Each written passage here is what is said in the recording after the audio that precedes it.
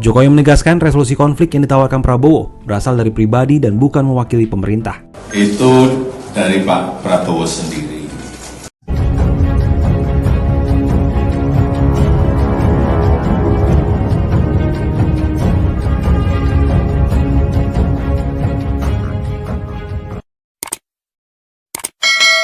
Assalamualaikum warahmatullahi wabarakatuh.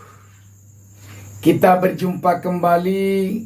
Saya Bustami Narda tak lupa mendoakan kepada Allah Subhanahu wa taala semoga seluruh pemirsa selalu mendapatkan keberkahan hidup dari Allah Subhanahu wa taala, Tuhan yang Maha Esa. Sahabat BN, sebuah informasi yang mungkin kurang terasa sedap bagi kita bangsa Indonesia berkaitan dengan proposal perdamaian perang Ukraina Rusia yang disodorkan Menteri Pertahanan dalam suatu kesempatan di Singapura kemarin ini, mendapat penolakan dari pihak Ukraina.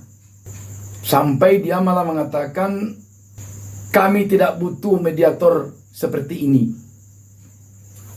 Keras sekali penolakannya. Dan baru saja kita dengar tanggapan dari Presiden Joko Widodo menjawab pertanyaan wartawan di sekolah PDIP hari Selasa ini, apa yang dilakukan oleh Menteri Pertahanan Prabowo Subianto itu adalah atas inisiatif sendiri. Presiden Jokowi mengatakan akan memanggil Menhan Prabowo meminta penjelasan tentang hal ini. Presiden Joko Widodo akan memanggil Menteri Pertahanan Prabowo Subianto terkait proposal perdamaian yang ditawarkan oleh Prabowo untuk mengatasi perang Ukraina-Rusia. Hal ini disampaikan Jokowi dalam keterangan persnya selesai menghadiri Rapat Kerja Nasional Partai Demokrasi Indonesia Perjuangan atau PDIP yang digelar di Sekolah Partai PDIP di Jakarta Selasa 6 Juni 2023. Jokowi menegaskan resolusi konflik yang ditawarkan Prabowo berasal dari pribadi dan bukan mewakili pemerintah. Itu dari Pak Prabowo sendiri. Tapi saya belum bertemu dengan Pak Prabowo. Nanti mungkin hari ini atau besok akan saya undang. Minta penjelasan mengenai apa yang Pak Menhan sampaikan.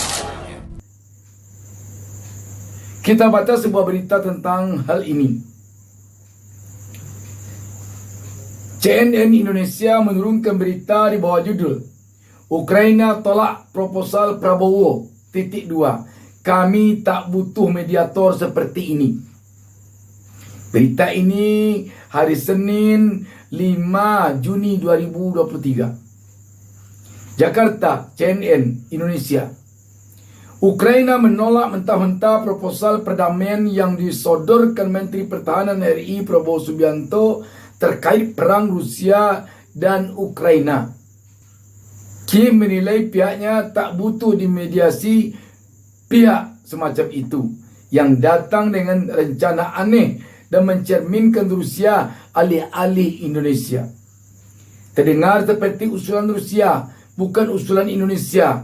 Kami tidak butuh mediator seperti ini datang ke kami dengan rencana aneh ini, kata Menteri Pertahanan Ukraina Oleksiy Reznikov, seperti dikutip AFP. Reznikov melontarkan penolakan ini usai Prabowo mengajukan proposal damai kala berpidato di Shangri-La Dialogues di Singapura. Dalam pidato itu, Prabowo mengemukakan 3 poin untuk menghentikan perang antara Rusia dan Ukraina, yaitu gencatan senjata, penarikan pasukan, dan referendum. Yang pertama harus dilakukan adalah meminta pihak Ukraina dan Rusia untuk menerapkan gencatan senjata, ujar Prabowo, seperti dilansir kantor berita Antara. Prabowo juga mendesak pasukan Ukraina dan Rusia mundur sejauh 15 km dari titik gencatan senjata guna menciptakan wilayah demilitarisasi. Menurutnya, zona demilitarisasi ini mesti diamankan dan dipantau oleh pasukan penjaga perdamaian Perserikatan Bangsa-Bangsa PBB. Ketua Umum Partai Gerindra itu juga mengusulkan agar PBB menggelar referendum untuk menentukan warga di zona demilitarisasi tersebut ingin bergabung dengan Ukraina atau Rusia. PBB kemudian menggelar referendum kepada masyarakat yang tinggal di wilayah demilitarisasi, ujar Prabowo. Prabowo berpandangan bahwa PBB harus menggelar referendum untuk memastikan secara objektif keinginan mayoritas penduduk di wilayah sengketa. Saya mengusulkan agar dialog Shangri-La menemukan modus deklarasi sukarela yang mendesak Ukraina dan Rusia untuk segera memulai negosiasi perdamaian, kata Prabowo sebagaimana dilansir Reuters. Sejak perang berkobar, Moskow sebetulnya sudah beberapa kali menggelar referendum di 4 wilayah yang hendak mereka caplok. Hasil referendum menunjukkan keempat wilayah tersebut ingin bergabung dengan Rusia, meski hasil itu diduga diwarnai kecurangan.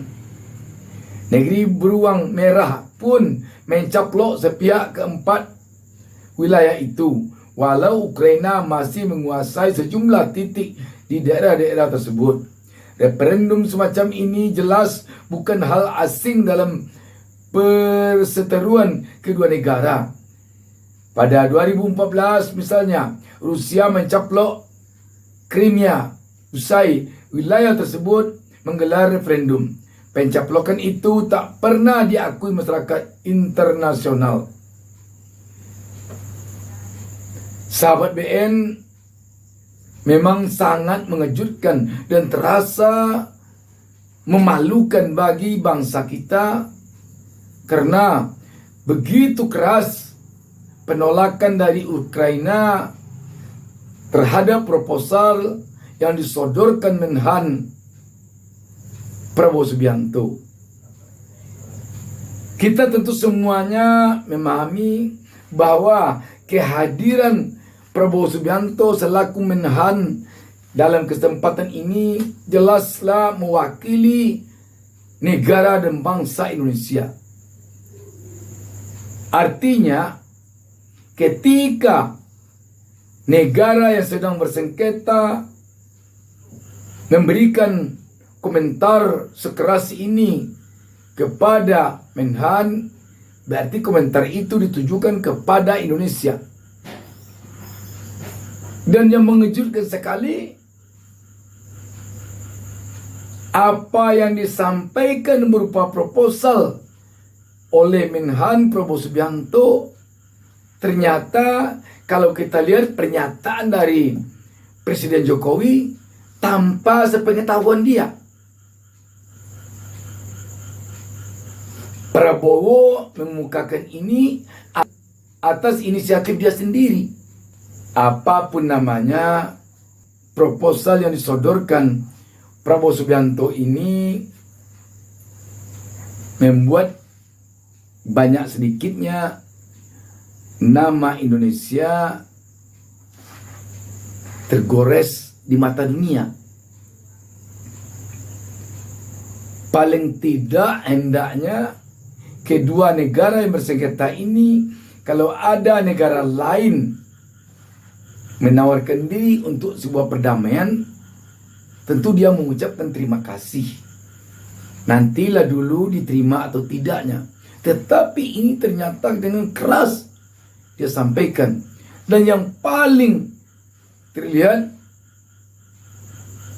Berbahaya sekali pihak Ukraina ini mengatakan proposal yang disampaikan oleh Menhan ini seperti yang diinginkan oleh lawannya, Rusia.